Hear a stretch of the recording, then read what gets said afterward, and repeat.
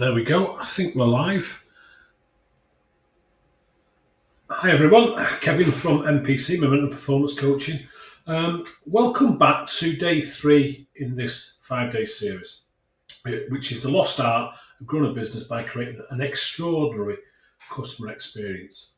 Now, I had a few technical issues yesterday. Hopefully they've been ironed out and things will run a lot smoother today.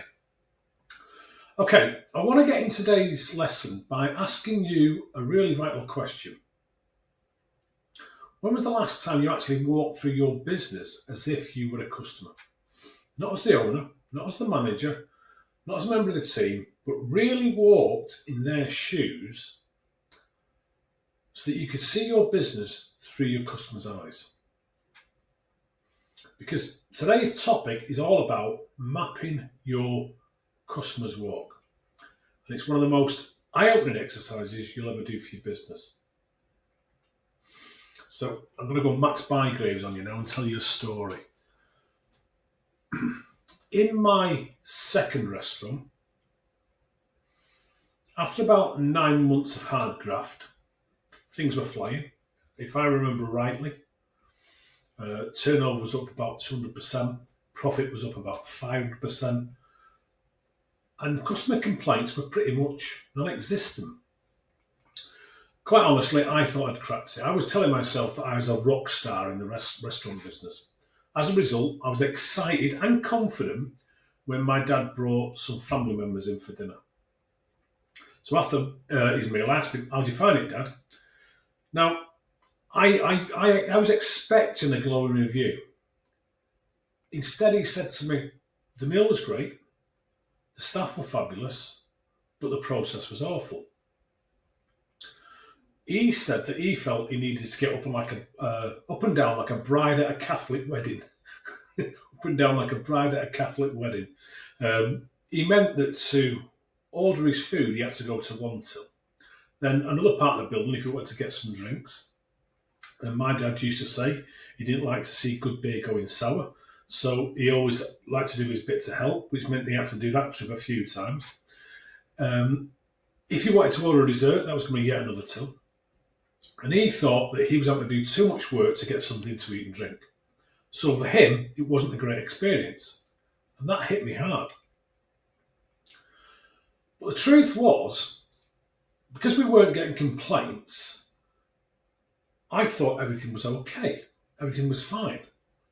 But what I'd call was a disease that I call, "That's the way we do things around here" disease. And let me tell you, the business graveyard is full of companies that died of that disease. Here's the thing. I was never, ever walking through my business in my customer's shoes. I was designing the experience for mine and my team's convenience, not for theirs. So we changed everything.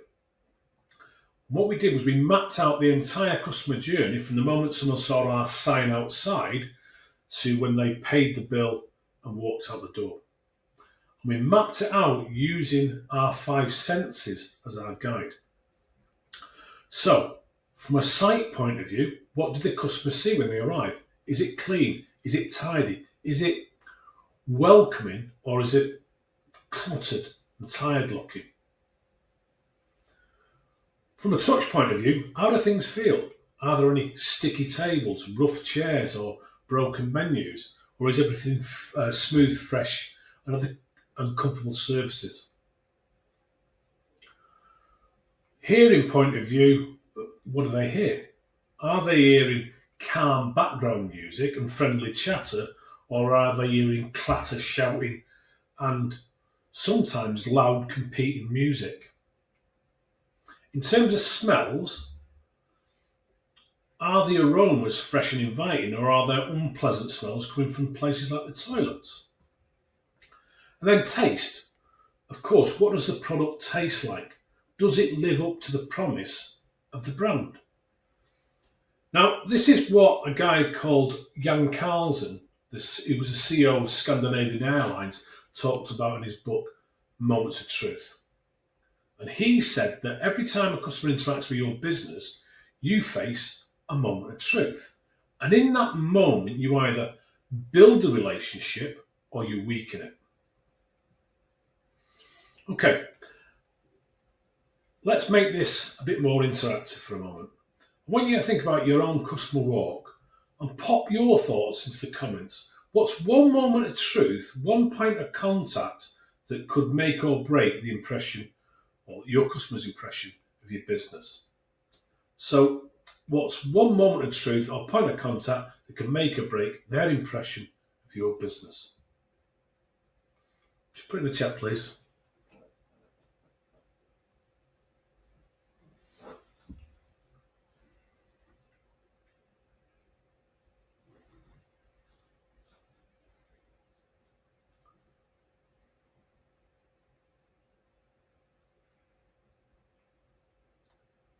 Okay. Littered car park, that'd definitely do it.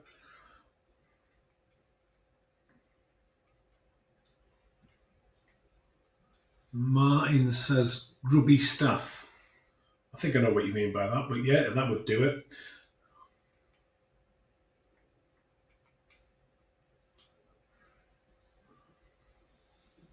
Sarah, untidy reception area.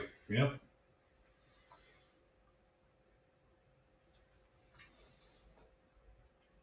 Tom, slow response time. Yeah, definitely. I remember once when my online calendar went on the blink and I didn't know about it. It was a couple of days before I spotted it. I definitely lost calls because of that.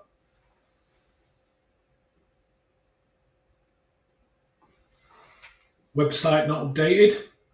Yep, definitely.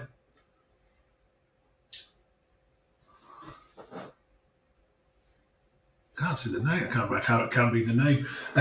Staff ignoring customers. Definitely. Have you ever been into a shop and you feel like you're disturbing their day? That's definitely one of them. They're brilliant, but keep them coming. And that's exactly what this is about. It's about raising awareness of the little details that shape big perceptions.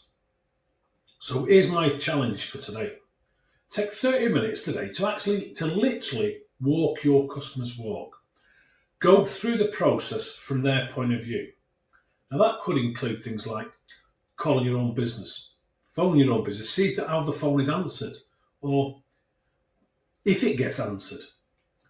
Visit your own website. That can be a real eye-opener when you see it through your customer's eyes. Sit where your customers sit. Ask yourself, what do they see, hear, smell, feel, and touch? And then write down every moment of truth where you could add more care, more ease, or a pleasant surprise. And what you'll find is that this is one of the most, or one exercise that can absolutely transform the way people experience your business. Because remember, every customer is on a journey. The question is, are you walking it with them? Now, before we wrap up today, I've got something special for you. It's a little giveaway to help you put this into practice the right way. And it's a great example of a company that have mapped their customer walk and asked themselves one powerful question at every single step of their customer journey. How do we wow our customers here? Now, from the moment of the first email invitation goes out to arriving at the car park where their car is valley parked, they're brought to the reception area, they're sitting in the meeting room, they're taking a site tour, even the follow-up after the visit, every stage has been mapped out in detail. And you'll see the small touches that turn an ordinary visit into an extraordinary experience. Things like a clean, inviting car park, a personalised welcome, friendly staff who know you're coming, refreshments ready, a genuine follow-up call afterwards. Because I don't know if you know, but the only difference between ordinary and extraordinary is that little bit extra. Ordinary, extraordinary. It makes such a huge difference.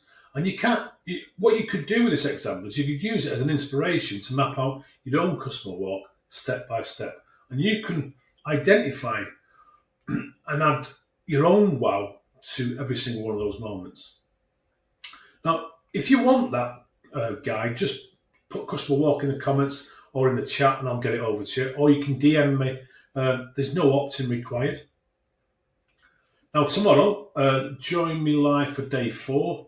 We'll be talking about getting meaningful customer feedback.